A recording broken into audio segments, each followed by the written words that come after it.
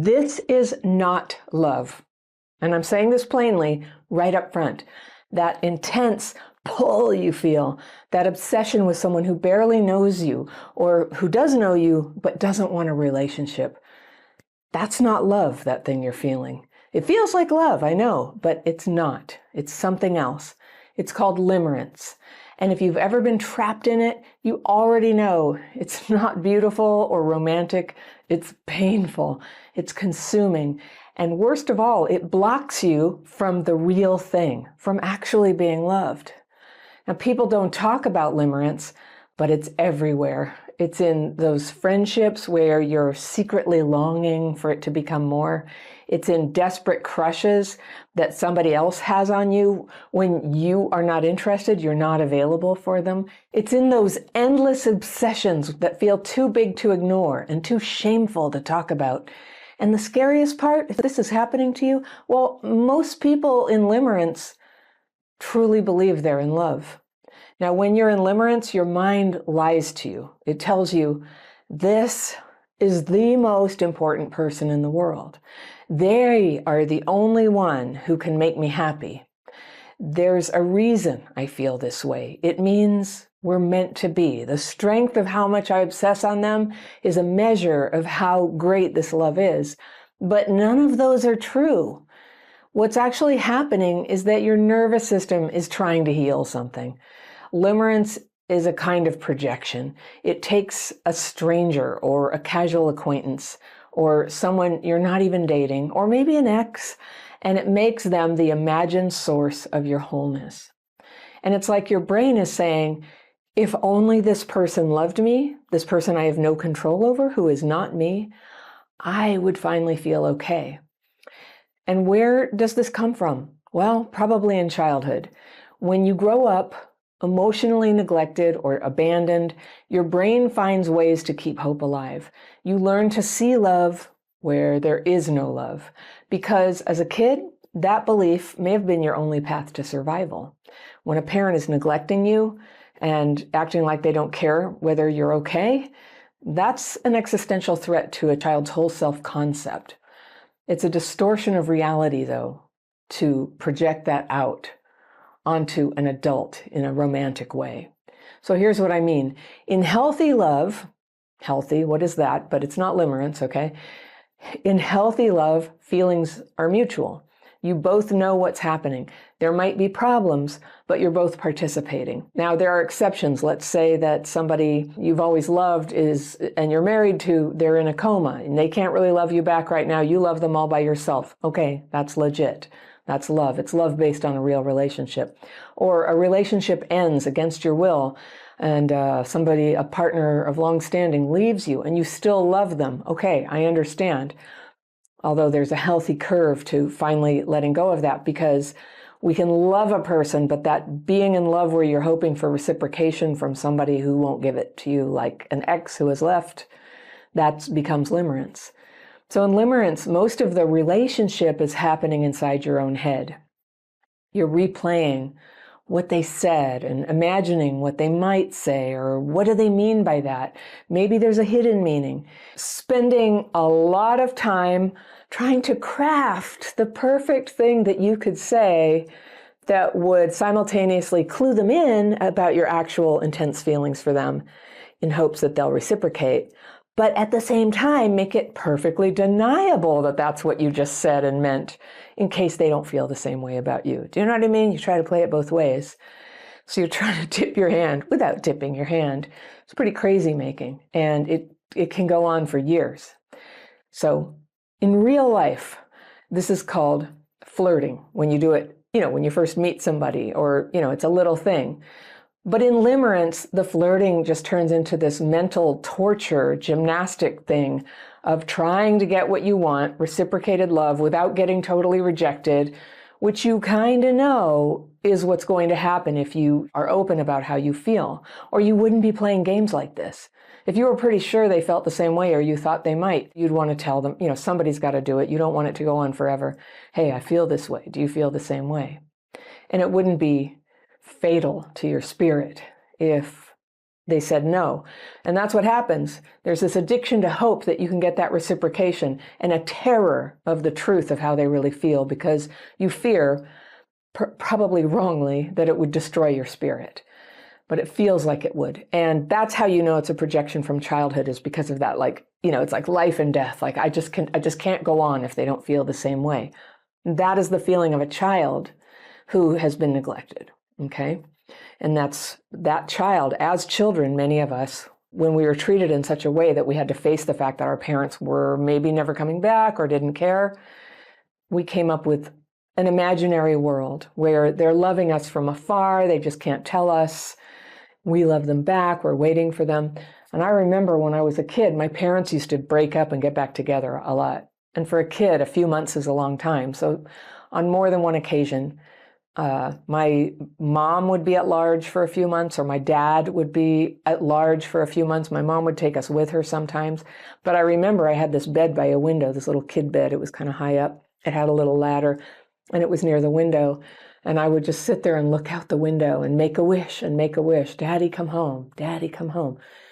And that was so much of my childhood that it's not surprising that I had some kind of a projection, that a romantic feelings about somebody, I had to have it back, or I would die. It just, like, all hope was lost. There was nobody else for it.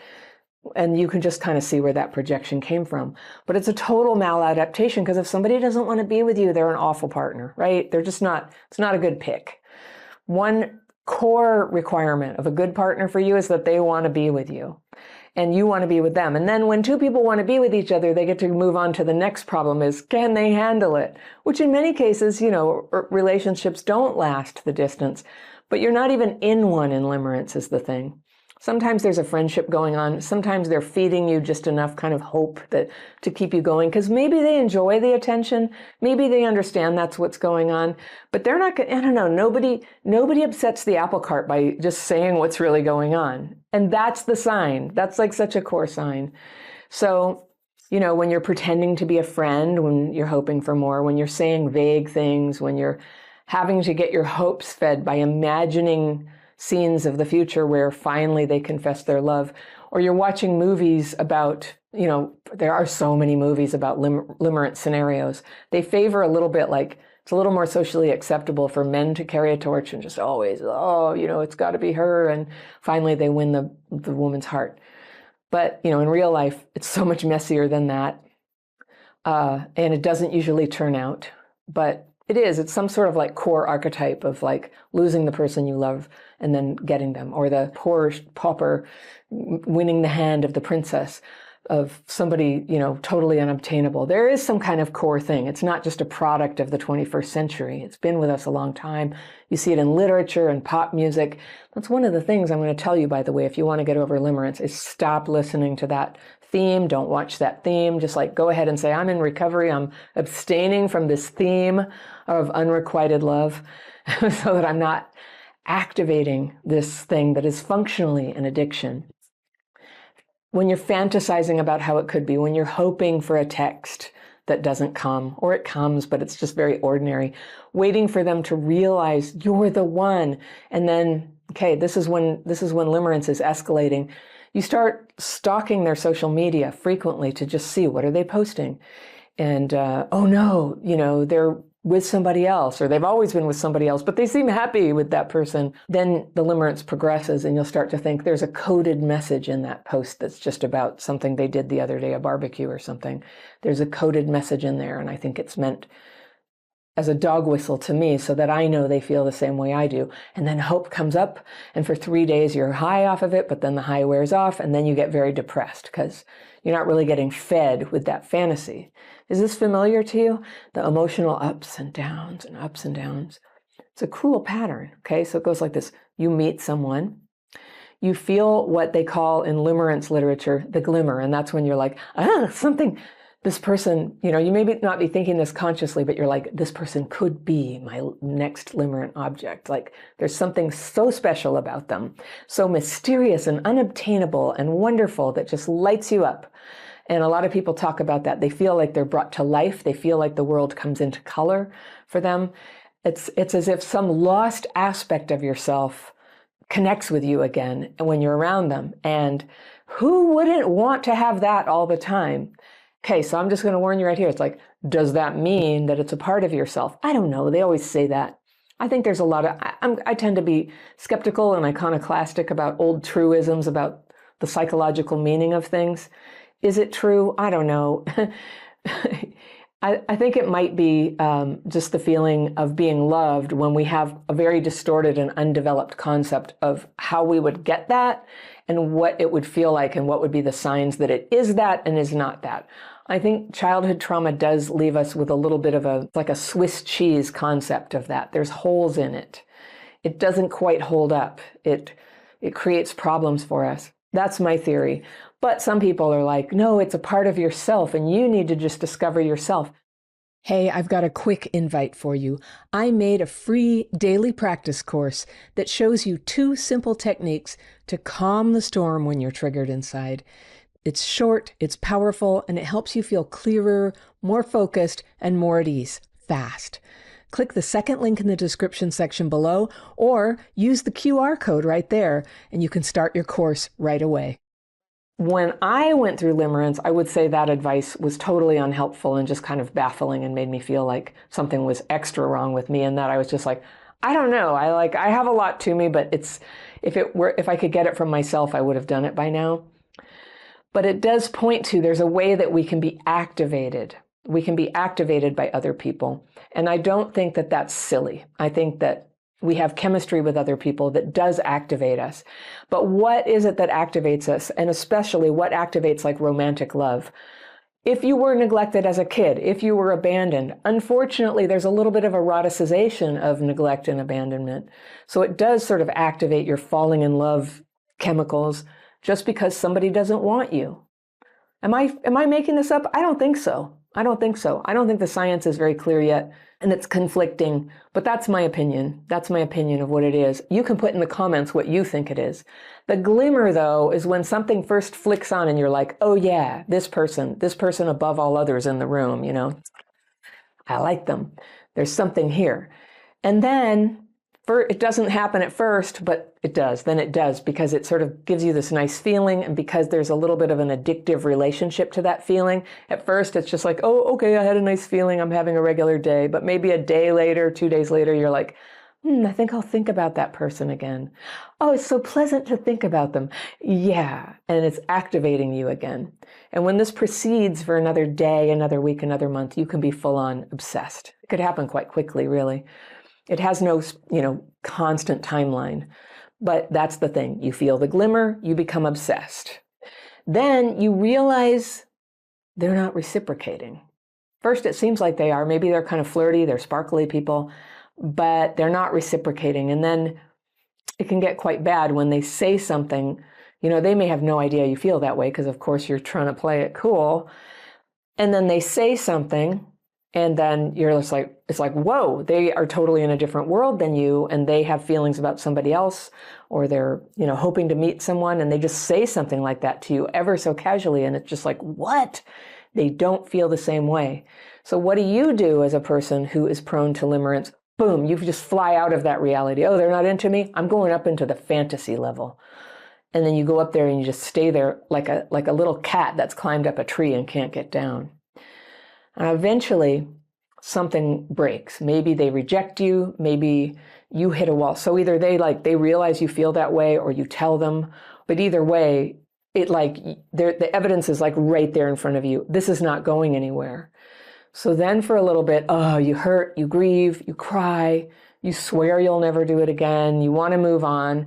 And then you meet someone new.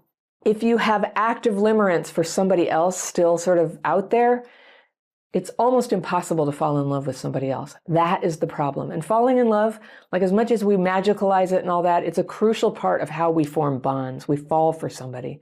It's an important process. Because of trauma, presumably, that mechanism in us, it's there, but it's kind of misfiring. It's going off in the wrong direction. It's going to somebody who's not interested.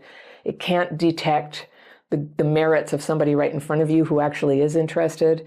So you end up, I'm going to think about the ghost. I'm just going to go marry the ghost in my mind. Eventually, most people will get over that particular person, but if you're prone to limerence and you haven't healed the underlying cause of it, then the glimmer is going to return with somebody else. And then the cycle starts all over again. And in the back of your mind, you're like, oh, good, this feeling. And, when you don't have that person, there'll be these periods of calm when you don't have anybody to obsess on. And funnily, productive things will happen. Your life will start to bear fruit.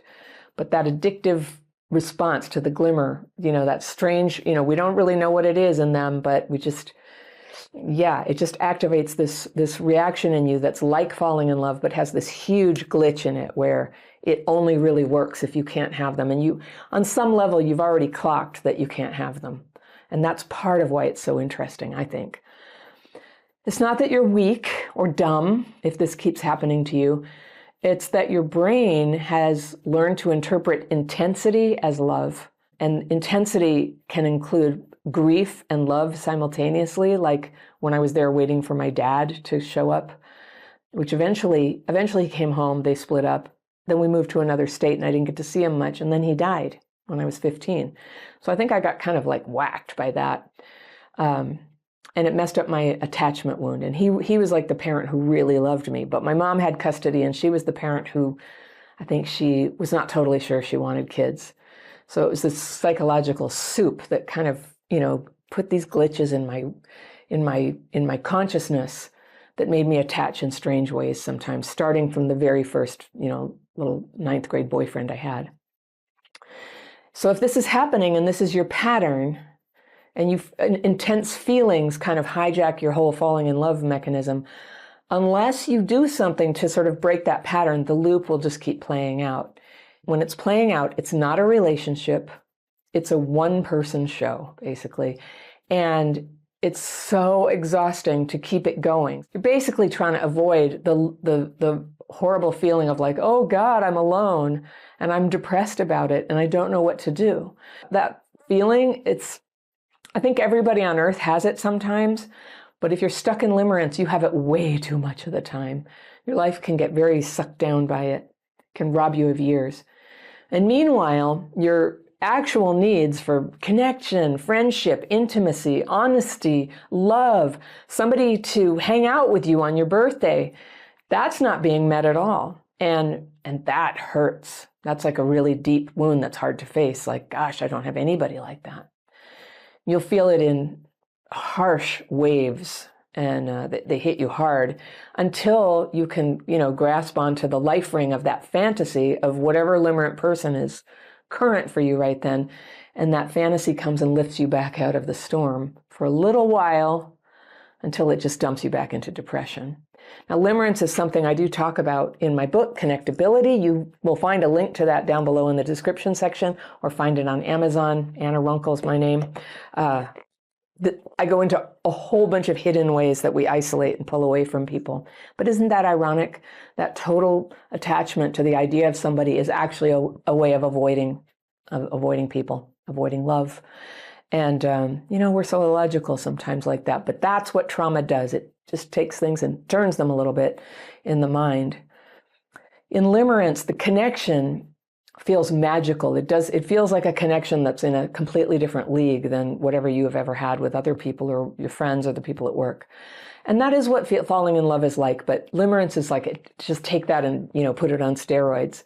That electric charge when that person walks into the room, the flutter of hope when they text back. It feels like fate. There's a lot of thinking like fate, magic, forever concepts that will come into your mind. Because you need those. I'm not saying there is no such thing as fate or forever, but that we have to go to this extreme level of permanence to justify the temporary reality being awful. And you see this a lot in the idea of twin flames that some people have. And they get so mad at me on this channel. I'm like, twin flame people, if you're really dedicated to twin flames, you're not going to learn anything from my videos about relationships. In my universe, people who are just believing that somebody who's not into them are secretly the other half of their soul, you're running away from reality and you're blocking yourself from happiness. Somebody wrote me a comment about this not that long ago that defended it and said, Just because something doesn't turn into a successful romantic relationship in the conventional sense doesn't mean it wasn't a profound connection. And I agree with you. There is a such thing as great love that cannot turn out. All right? That is real. That is real. So the part where it becomes a problem is when you can't be happy despite the impossibility, that you cannot move on, that you remain completely committed to a fantasy idea, a fantasy of being with that person. Fantasy, and a lot of people be like, oh, it's good, it's healthy for relationships. Not if you have this. You do not want to go into fantasy, and that's part of what recovery is just to don't go there, just hold on, stay here, stay in reality. Because if you're having an addiction that involves fantasy, and that can happen with other things too, like porn and, but definitely limerence, it just takes you right out. It takes you out of your life and out of the connection you need to have anything meaningful at all. And then you have to keep pursuing the, whatever it is, dopamine, the hope, the uplift that you get from the fantasy at all costs. And, you may find yourself outside sitting in the car so that you can keep thinking about the thing you want to think about instead of thinking about, oh, I have to go to a party and deal with people and I just don't feel good about myself and I don't know what I'm going to say. So fantasy becomes this escape from the reality, the real life that you actually have where good things can happen. Real life is the only place where you actually can be loved, by the way. It's not connection to keep thinking about what happened in the past or what might happen in the future. The past and the future can give you intensity, but not connection. And intensity is not love. So limerence depends on secrecy. You hide how much you feel. You hide the extent of your obsession. You try to act normal, like cool girl or nice guy, while your heart is just, every time you see them. You start avoiding other parts of your life, your friends, your goals, your physical health, your peace of mind, because nothing feels as important as getting close to this person. And all the while, you're not getting closer. In fact, you're risking coming off as scary or at least creepy to them. Have you ever had somebody get limerent on you? I have. I ended up having to call the cops. It was awful. They were absolutely convinced, that we were two parts of the same soul. And I would just get these bizarre emails, and sometimes they would impersonate women and say, oh, I met you somewhere, and I had this dream. I was just like, oh, and I knew who it was the whole time. It was actually quite frightening. I'm not saying you're like that. That person was quite far gone, although it didn't show at first. I'll tell you that, or I never would have been friends with them.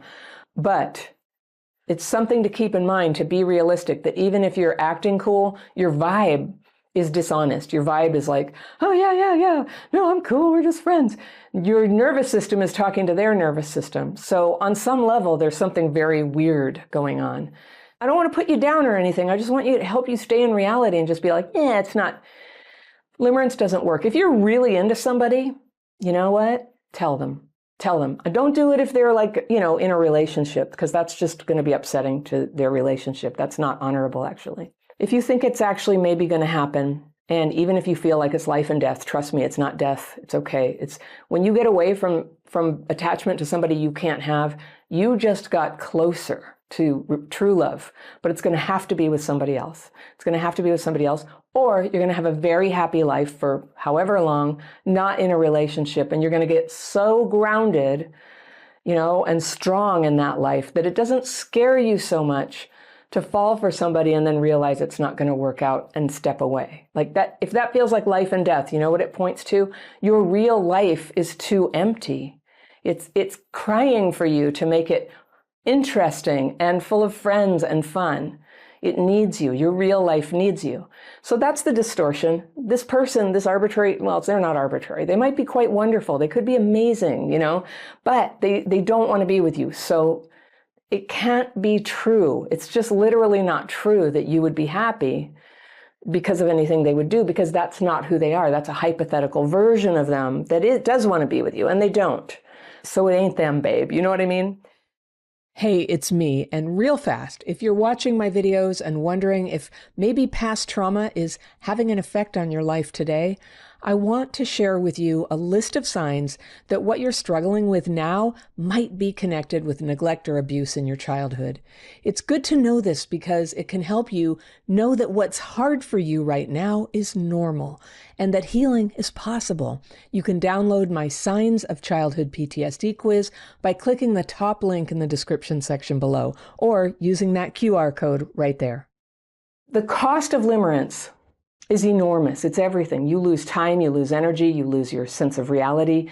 You might spend money on psychics or coaches or therapy sessions where all you do is talk about this one person. And you know, even good therapists might believe that that would be helpful to you. But I'm just going to tell you, if you have limerence, in my opinion, talking about it is not where the answer is. It's, perpetuating the myth of this person being perfect for you is not the answer. The answer lies in come back to present time and what is in your life and making that wonderful. If you're in a relationship already, and yes, limerence happens to people who are already in a relationship or married, it will erode the connection that you do have. And it has ruined many a marriage, to be sure, in a very unpleasant way. If you're single, it keeps you unavailable. So a healthy person who has radar for is somebody emotionally available, they turn their radar on you and they're like, no, they are not. That, when you're limerent on somebody else, perceptive people, they can feel there's nothing there. So it can't really happen for you. And on the off chance that somebody really falls for you anyway, you might go, well, I might as well take second choice. And then what happens, right? That's not happy for anybody either. And it's not fair to the person. No one else has a chance for happiness when you're limerent and fixated on someone who doesn't want you. Nobody gets to be happy out of that. And the more you invest in the fantasy, the more hopeless and ashamed you feel. So people stuck in limerence often feel like they're going crazy, but you're not crazy. A very normal and healthy drive to find love is, misfiring. It is normal and healthy to find love. That's what humans are for, is loving one another. So when it's misfiring in a direction that gives you only pain, it's probably a trauma wound. Humans are made to love, and if the natural unfolding of that capacity gets hurt by neglect and abuse, isolation, ostracization in your past, the drive will keep going anyway. It's going to keep questing for love, but in a slightly wrong direction. So if you try to let go of the fantasy, it can feel unbearable and scary. You may feel depressed, immobilized, even physically sick. That's withdrawal, and it will pass. But it is withdrawal, and that's how deep this goes. So you might tell yourself, I'm not obsessed. This is just a crush, and there's no harm in thinking about them. And people will say in the comments, it's not a problem to have a crush. If you think that, you just don't have limerence, that's all. For you, it's not a problem. And for limerence, it's not just a crush. It's like something bigger than that. And so everyone wants to believe when they're engaging in addictive behavior that they can I can handle it, I can handle it.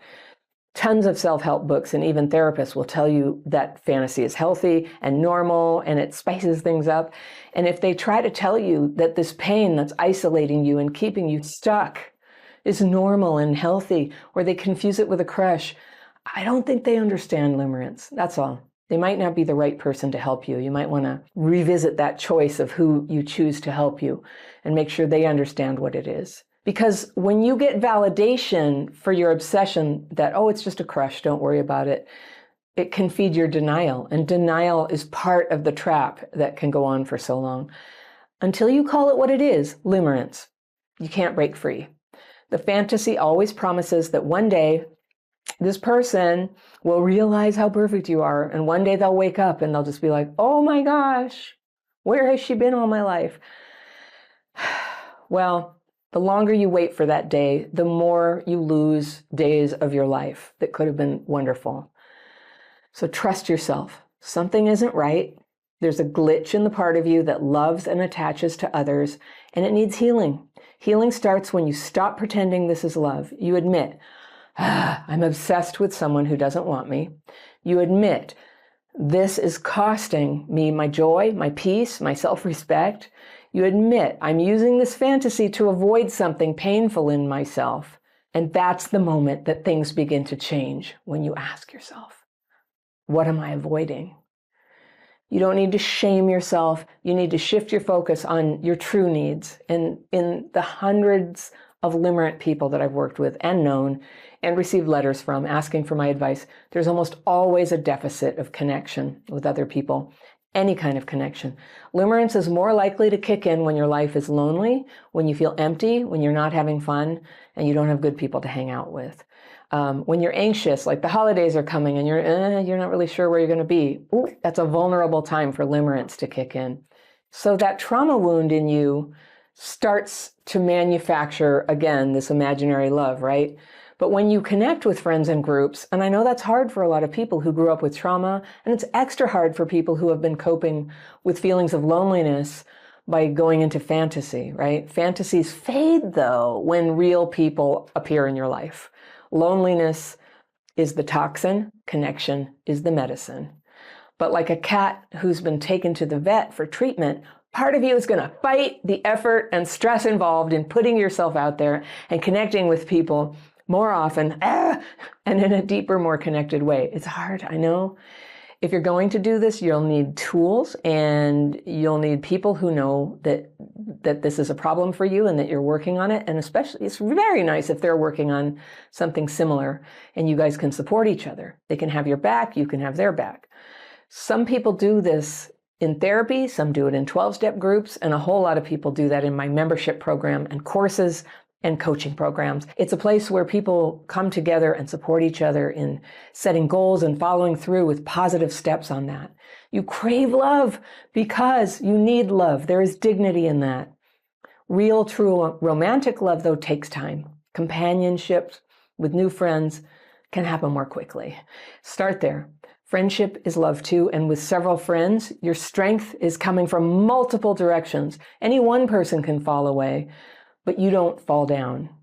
And it's then that you start to prepare yourself for real love when it does come to town. Real love isn't like limerence. It's calm, it's mutual, it's built on truth, not secrecy. Real love shows up. Real love makes space for you to be fully seen and accepted and not just longed for from afar. To have real love, you have to give up the illusion. You have to give up hope in the idea of love that you were so attached to. Because that was a ghost. It wasn't anything that could love you back. It had nothing for you, and it's safe to let it go. When you've released that idea of the perfect love person, then the whole thing that was blocking you and sort of keeping you in a little like yucky, miserable cocoon, it's set you free. When you come out into the light, everything that's possible for you, it'll feel uncomfortable sometimes, and you have to let yourself be uncomfortable for a while. You have to grieve the fantasy. But what comes next is better than anything you can imagine. It's not something invented. It's given to you. It's real. It's new. It's surprising. And it changes you in ways that you haven't seen yet. Real love is a good thing. I don't want you to have to live your life without it. It's real. It includes you fully, completely, who you really are, without games, without hiding. Limerence, that's not what that is. But you can heal. You can break the cycle. You can come back to yourself. And when you do, you'll discover something better than the fantasy. A life that's real and grounded and full of actual love, because you deserve that.